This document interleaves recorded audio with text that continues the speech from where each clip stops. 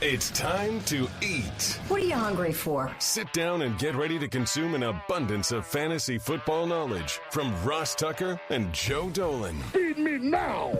I'm starving. On the Fantasy Feast Eatin' Podcast.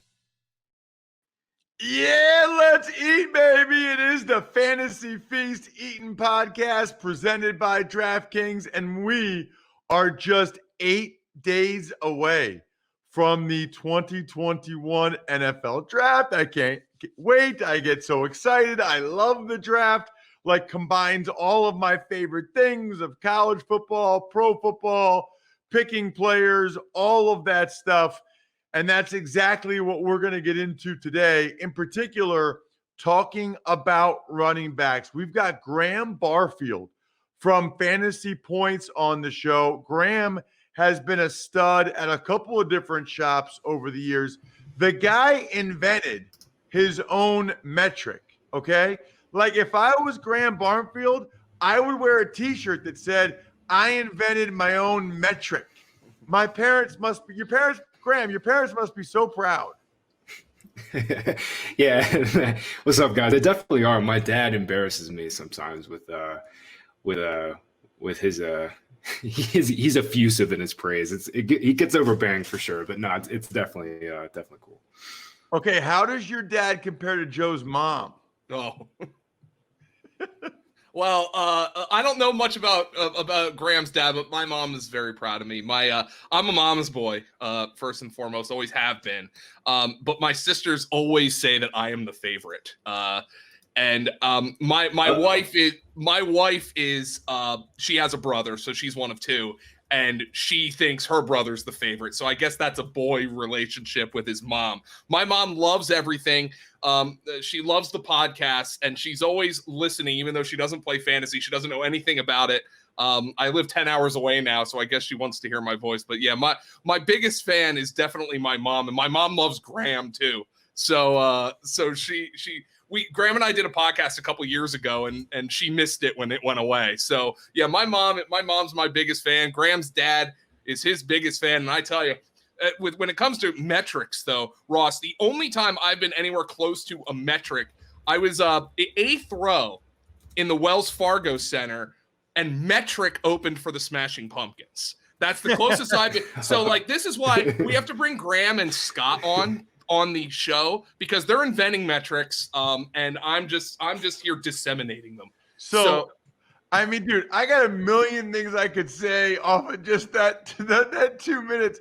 First of all, Smashing Pumpkins, they are amazing. Mm-hmm. Those guys helped me get through high school. I used to play before games. Today is the greatest day there. Dude, I could kill anybody. You sound just so like Billy Corgan, Ross. Or like, disarm? Are you kidding me?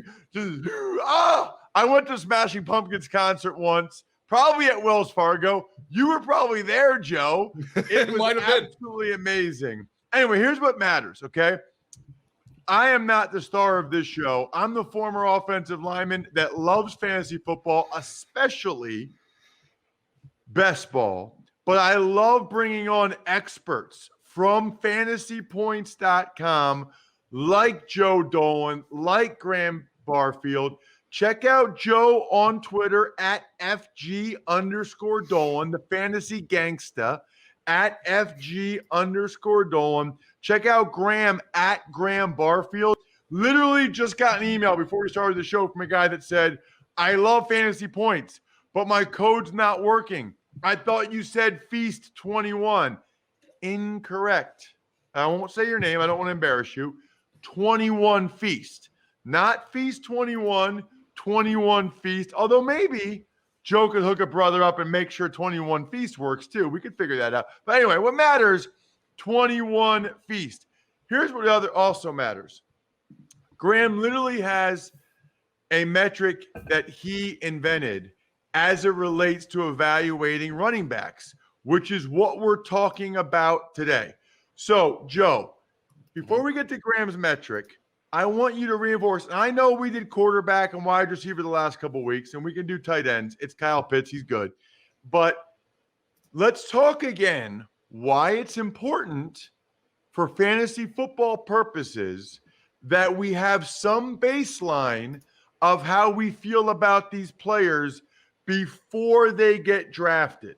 Because I feel like as soon as they get drafted, people put blinders on and only think of the situation, circumstances, and almost forget about the player themselves. Right. So one thing we've been doing when we were talking with Scott Barrett, when we talked about the wide receivers, it's important to understand kind of where these guys, Graham always, he borrowed this from Josh Norris, I think, but where these guys win, what are they good at? And I think so often in analysis pre-draft, it's what a guy isn't good at.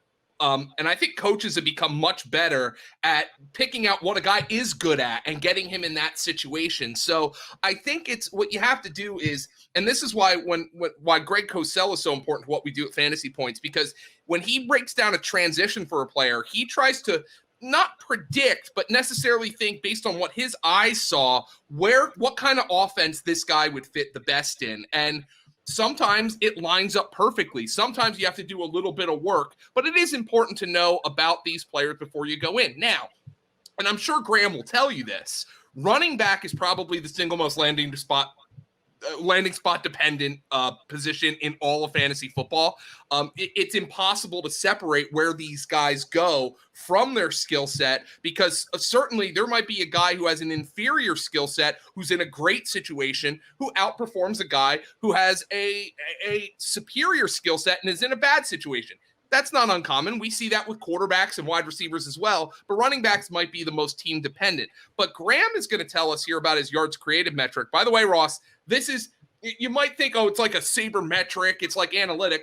It's really not, because Graham charts this. Like this is a film watching metric. So like it's just putting a number to what happens on the field. So it's not something cooked up in spreadsheets. That's what this is. Like, and people have a distrust of that stuff. Well, Graham is actually just watching and putting a number to it. And Graham is going to be able to tell us with his yards created metric, Graham, not to put words in your mouth, what correlates to fantasy success, what transcends landing spot here, if anything. And Ross, I think that's what we have him doing, and this is why he starts doing this task before the draft. And Graham, you can explain. I've had you on, and maybe a couple of years ago, and you explained the metric, and I'll let you do that. But essentially, you have to watch every run of these guys, right? Like you have to watch every one of their runs, correct? Yeah, so I typically watch 6 games. So it's for college season. It's like half the typical season. And then obviously this year with COVID, like Trey Sermon only played 7 games. It was basically his whole season. But I usually try to watch half of their year. And yeah, it's literally every run. It's every passing down snap. It's every pass protection snap. It's all encompassing for sure.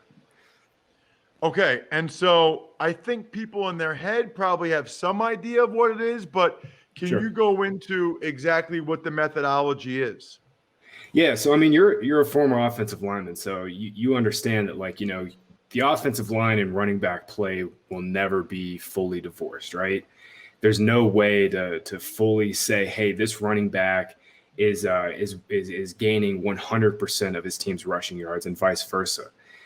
Essentially, what yards created is it's the number of yards a running back creates on his own after the offensive line has or has not done its job. So if the line opens up, let's say they open up a hole that's 3 yards wide, the running back gets through it, he makes a linebacker miss and gains 7 or 8 more yards. Well, I'll chart that as 3 yards blocked for the offensive line and 7 yards created for the running back, and I'll also chart how they force that missed tackle, either through elusiveness, power, or speed.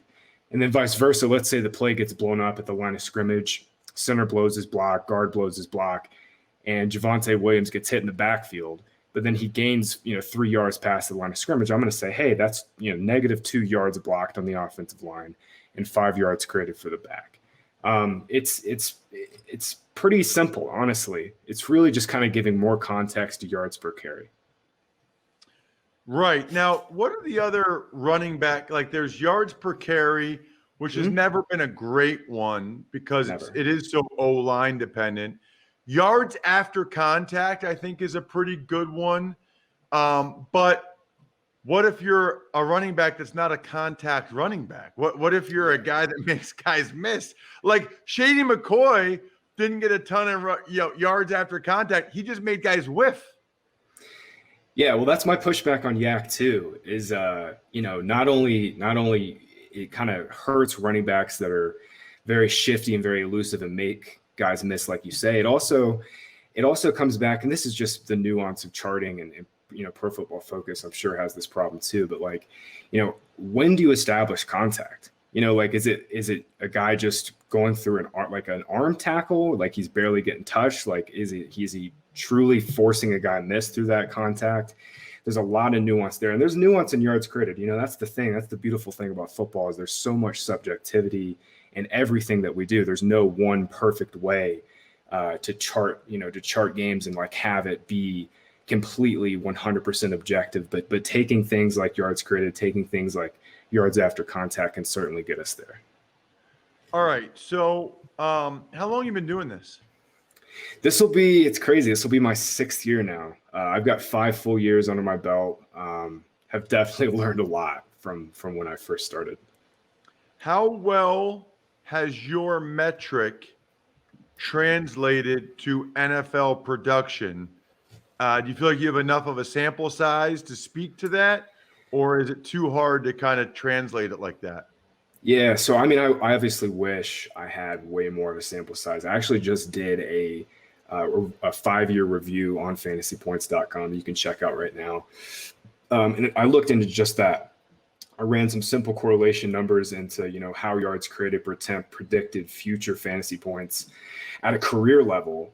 And it's actually twice as predictive as yards per carry and more predictive than receiving yards per game, receptions per game, counting just your traditional counting stats. And it's way more predictive than the combine. Scott Barrett, who you guys just had on, he just wrote an excellent article about just how noisy athletic testing data is. And my numbers showed the same thing. But yeah, yards created for the very small sample that I have has been fairly predictive. But again, Ross, it's one of those things where it's no one statistic or no one model when it comes to football can really jump you light years ahead. We're always looking to get 5 to 10% better with our models and with our statistics. It's not a 50 to 60% jump. But when it comes to yards created, it's definitely been pretty predictive for fantasy. That's life though, right? Absolutely. I've got a couple small businesses, always trying to get a few more downloads, always trying to get, increase number of people that order it, go big recruiting. That's where we're working at. Okay. So let's get into this year's draft class. And really, Joe, I want you to speak to this. It feels like typically if running backs are going to be good, they're good right away. And it feels like there's a lot of value to be had in fantasy with rookie running backs, but sure. You're the expert, not me. There are some examples where guys have had bad rookie seasons and have ended up having really good careers. Now it's just a 2-year sample, but David Montgomery comes to mind recently. Yeah. Melvin Gordon had an atrocious rookie season, and he's put together a pretty solid career. As a matter of fact, I remember winning big money the year after Melvin Gordon was terrible as a rookie with the Chargers because I ended up drafting him at a discount. Even though I didn't like what I saw from him, I ended up drafting him at a discount, and he ended up having a huge second season. But in large part, a lot of rookie running backs end up producing numbers. Jonathan Taylor was a league winner this year. James Robinson on the worst team in the league was a league winner. He didn't even get drafted. But guys like DeAndre Swift who flashed, and Edwards-Helaire probably didn't have the year a lot of people thought he was going to have. I will be drafting a lot of Clyde Edwards-Helaire this year, by the way. But he ended up having some nice moments. So there were obviously some Cam Akers, who was buried at the beginning of the year, ended up being a league winner by the end of the season. So there were a lot of examples like that of maybe a rookie running back. It might take some time.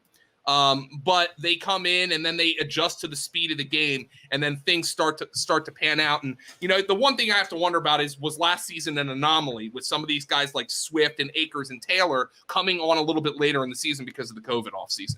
We always think, running back, you could just plug them in. there was some evidence last year that maybe that's not necessarily the case, but rookie running backs are going to be valued high for fantasy, especially if they land in the right spot. But this is the question I'm posing to Graham. There are some very good prospects in this class. The problem is when you compare it to a class like 2017, Ross, when you had Alvin Kamara going in the 3rd round, and I think Marlon Mack was a 4th-round pick, and you had guys all over the board getting drafted who are producing up and down. I think this is a very top-heavy class. And Graham, can you speak to that? Is that true or not? Absolutely, yeah. I mean, last year's top 5 was like clear cut. Where it came down to was just what order you had them in pre-draft and post-draft. And I'm 100%. You know, I'm with you on Clyde over there. I'm backing on that. But yeah, this class, man, it's a top 3, and then I think there's one guy after the top 3 that I'm really coming around on, and then after that, it's kind of guys that, to me, if I were doing grades, they would all be, round 4, 5, and 6 grades. So yeah, I just think where the top end of this class, like Harris, Etienne, and Williams, are all very, very strong prospects and all bring a lot to the table. Ironically, they all have 3 fairly different skill sets. But yeah, I just think this class is lacking in depth. You know what's really crazy, too, is just to think about Etienne and Naji Harris actually stayed all 4 years. You know what I mean? Like, they could have easily been in last year's draft class. There's usually some underclassmen that really jump out to you, but evidently not. All right, so on your yards created metric, Graham, did any of these guys really stand out? Or was there a clear-cut number 1 in your mind? Yeah, so I guess we can start, talking about the big 3. We'll start with Javontay Williams, because he actually led Harris and Etienne in yards created per attempt, and actually did so by a mile. He created 5.6 yards per attempt. That's above Harris at 4.47 and Etienne at 4.22.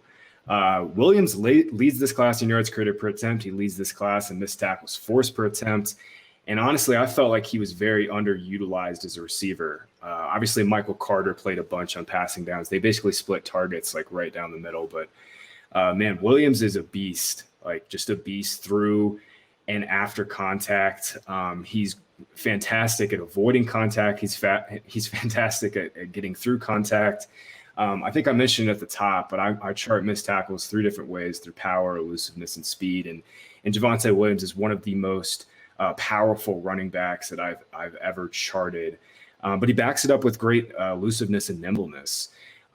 Joe, I know this will bring back good memories for you, man, but we kind of discovered Kareem Hunt around the same time. I remember I was charting him. I remember I was charting Hunt, and I was texting you. I'm like, hey, dude, have you seen Kareem Hunt, this guy from Toledo? And he's like, yeah, I've watched a few games. And then we both just kind of went nuts over him. I haven't seen a running back. Yeah, man, I haven't seen a running back be able to convert his burst to power and also use his burst to make guys miss in a very, very small windows since Kareem Hunt. There's a lot of Kareem Hunt in Javontay Williams' game, and I think Williams is going to go a lot earlier than people are expecting. I actually think there's a chance he could be the number 1 running back drafted.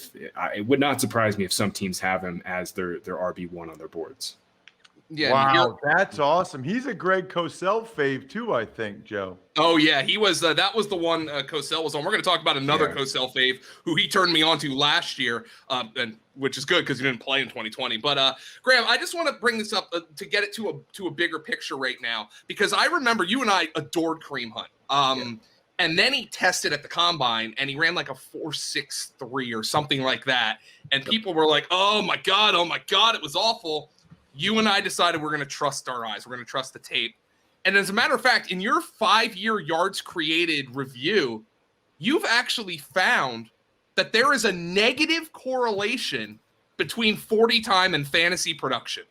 Like, what does that mean? It doesn't mean, like, when I put that out there, somebody was like, oh, so you prefer a guy to be slow. And I'm like, no, that's not true. Yeah. It's just that, why is the 40-yard dash overrated for running backs, and what is a negative correlation? Because I don't think Javontay Williams is a burner by any stretch of the imagination. No.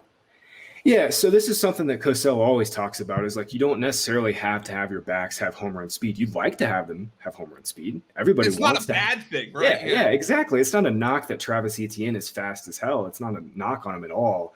But what really matters for running backs is burst inside of 2 to 5 yards. What really matters is that even 5 to 7 yards. And I think the note that I had in my article about athletic testing and 40 times and stuff was basically like I use 40 times as a benchmark. Can you run faster than a 4.7 at running back? Okay, you're probably fast enough for the NFL. Like, Kareem Hunt, you mentioned it, ran like a 4.6-ish. Javontay Williams ran a 4.55 at his pro day and Twitter freaked out. It's like, man, he passes the benchmark. Is he fast? No, but if you've watched more than one highlight tape of his, you would know Javontay Williams does not win on home run speed. And frankly, very few backs do. It's a really good point, Graham. It's funny because I'm just thinking about the guys I blocked for while you're talking, and I'm just thinking about your metric because in my mind, it's like not every yard created is equal. Absolutely, yeah. But ultimately, does it matter? In other words, like in Buffalo, okay, we had Willis Mcgahee and Travis Henry. Travis Henry would just straight up like stiff arm a dude or just run through a tackle and get like 3 or 4 more yards. Mcgahee had tremendous vision and would just kind of find a way to like, stay behind the blocks and then step here, step there, fall forward. They both would get like 3 more yards that were there. Henry's looked a lot cooler. And Henry was like, you're like, holy crap.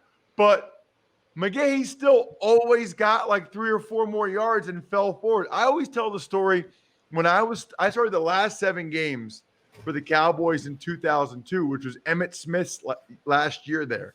Yeah. And everybody's always like, dude, you got the block for Emmitt Smith? I'm like, yeah, like, what was he like? I'm like, well, he was small, but he was slow. But here's the thing. He knew how to get yards. We had a terrible O-line, but he would set up our blocks. He knew where to go. He would it was almost like dodgeball, like dip, duck, dive. He would fall forward and get 3 or 4 yards all the time. And I don't know where that fits in the yards created thing, but I guess the question I have is, do you give them credit for vision? Yes. Yeah. On the yards created. So it's not making a guy miss. It's not breaking a tackle. It's probably hard for you to see unless you're watching like the end zone copy.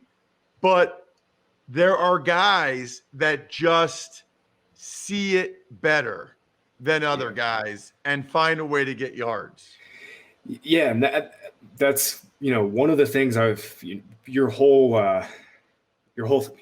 thing there is something I've always tried to parse through. And I think it's so hard to quantify vision. Because like you mentioned, Willis Mcgahee was one of my favorite backs growing up as a kid, by the way. He was awesome. Don't make me feel old, Graham. Don't make me feel old. Oh, man. Sorry. No, he was awesome. And I feel like he's one of the most underrated backs ever. But it's really tough. It's really tough to kind of quantify vision. But, I think yards created does a little bit of that. I won't say it does it perfectly by any means. It's definitely not a perfect stat. But I think it definitely speaks to and tries to quantify that vision because, like we talked about at the top is like, if you're not getting contacted, let's say you're not getting contacted most of the time because your vision is so sweet, you're going to be hurt in a stat like yards after contact all the time. And somebody that comes to mind for this is Naji Harris. Naji Harris has some of the best vision I have seen out of a rookie running back that I've charted in the last 6 years. Man, maybe since like Nick Chubb. I thought Nick Chubb had just excellent vision coming out of that class, and he just did not waste movement. His feet were always aligned with his eyes. Naji Harris is the same way. Like, it's very unsexy. Sometimes like Travis Etienne is a lot sexier because he's fast and, he's making guys, defenders' angles look terrible. But Naji Harris does that with his eyes and his vision and always getting his body in the right position. He's 6'2", 235, whatever he is, but he moves like he's 5'10", 210. He is just his feet are just so in tune with what his eyes are reading. And, Alabama obviously has a great offensive line. I charted them with the most yards blocked in this class. And every time I chart Alabama's offensive line, they always come out well in my data. So, there's always that caveat with Bama. But, man, Naji Harris definitely earned his yards on his own. And, he was very good sustaining back. Real quick, I want to add something on Harris, too, is not only can he be, a foundation inside runner because he's so big, he can handle those, 15, 20 inside carries if you want to give him those. He was a fantastic receiver.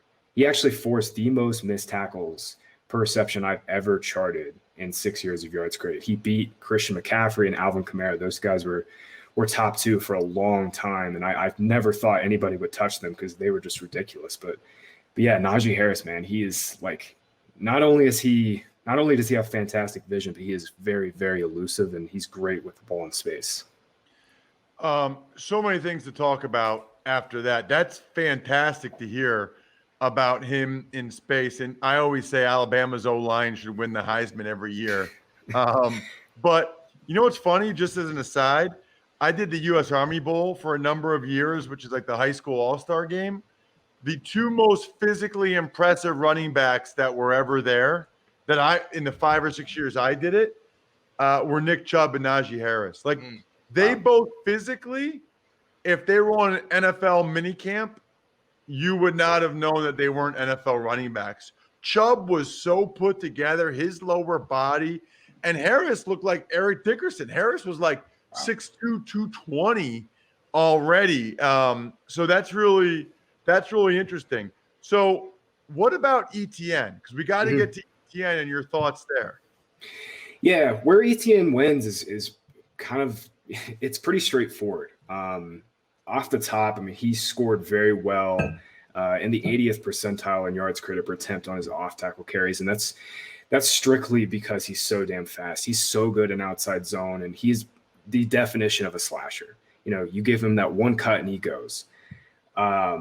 ETN was pretty poor on inside carries, though, and I think some of that might have been Clemson's offensive line. Scott and I were talking about this a couple weeks ago. They lost a bunch of offensive linemen last year, so that could play a part in it. But ETN is kind of, I don't want to say he's stiff. He's not just a straight line bruiser type of back, but he did not perform well at all in some of the elusiveness stuff I look into.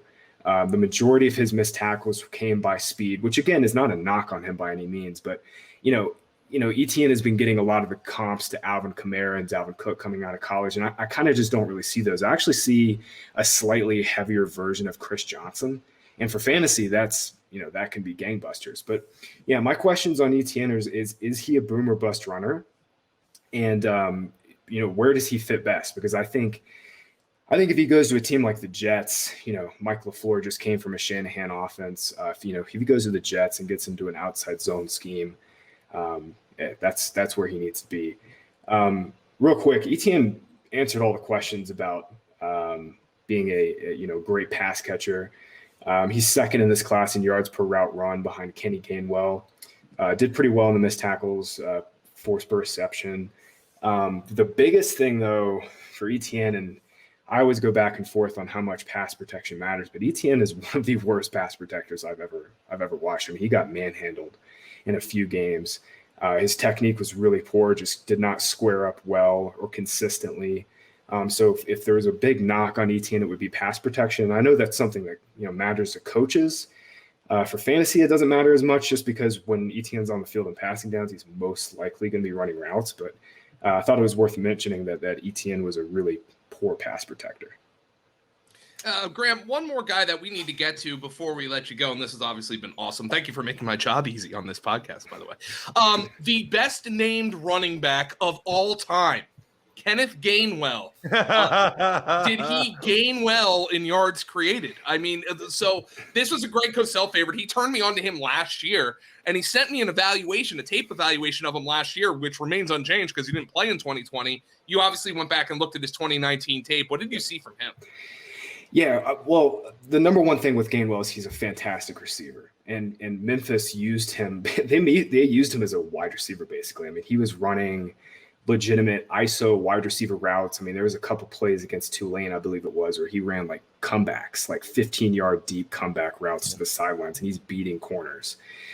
Granted, it's, not SEC corners, but I mean, he was beating corners. He's one of the better receiving prospects that, we've seen come out in the last 6 years. I mean, every single receiving metric that I follow loves him. I mean, he leads this class in yards per route run, leads this class in target share, leads this class in targets per route run, and was pretty elusive too when he had the ball in space. But man, I'm really concerned about him as a runner.